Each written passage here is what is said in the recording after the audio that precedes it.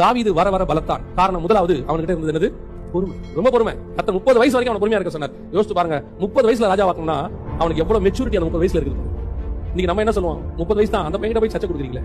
30 வயசு தான், அவங்ககிட்ட போய் அவ்வளவு பெரிய ஆர்கனைசேஷன் ஒப்படைக்கிறீங்களே. கர்த்தர் சொன்னாரு, நீ அவன் 30 வயசை பாக்குறேன், நான் அவனை உருவாக்குன விதத்தை பாக்குறேன், அவனை கொண்டு வந்த விதத்தை பாக்குறேன், அவன் கஷ்டப்பட்ட விதத்தை பாக்குறேன், வனாந்தரத்துல ஓடுனதை பாக்குறேன், அவனை ராஜாவாக்குறதுக்கு நான் என்னென்ன விதத்துல நடத்தி இருக்கேன்னு எனக்கு தெரியும். அவன் 30 வயதாக இருந்தாலும் அந்த இடத்துல உட்கார்ந்திருக்கும் போது அந்த மெச்சூரிட்டியோட கூட இருப்பான் என்று பரலோகம் உன்னை கொடுத்தும் என்னை கொடுத்தும் சாட்சி. இன்னைக்கு உலகம் சொல்ல 30 வயசுல ஒண்ணும் பண்ண முடியாது. ஆண்டவர் சொல்றாரு, 30 வயசுல இஸ்ரவேலே ஆள்வான், டோட்டல் இஸ்ரவேல் ஆள்வான். எப்படி சொல்றீங்க? அந்த 30 வயசு வரைக்கும் அவனை நடத்தின பாதை எனக்கு தெரியும், அவனை கொண்டு வந்த பாதை எனக்கு தெரியும். நிறைய பேருக்கு அது 30 வயசுல கொஞ்சம் யங் ஏஜ்ல மேல வரும்போது அவனை பார்த்து கொஞ்சம் பொறுமையா இருக்கும். கர்த்தர் உயர்த்தன உடனே சிலலாம் சொல்லுவான், என்ன பண்ணாத அந்த பையன் சின்ன பையனா இருக்கான், அதுக்குள்ளே மேல வந்துட்டான். அவன் சின்ன பையன் தான் பாக்கிறதுக்கு, ஆனா சின்ன பையன் 60 வயசு வரைக்கும் பாடுகளை 30 வயசுல அனுபவிச்சு முடிச்சு கர்த்தர் அவனை நடத்தி இருப்பாரு. அவனை இப்போ வனாந்தரத்துல ஓடனாமா, நம்மளால வனாந்தரத்துல நடக்க கூட முடியாது. கர்த்தர் ஓட விட்டாரு. உன்னை ஓட விட்டதுக்கு காரணம் என்ன தெரியுமா?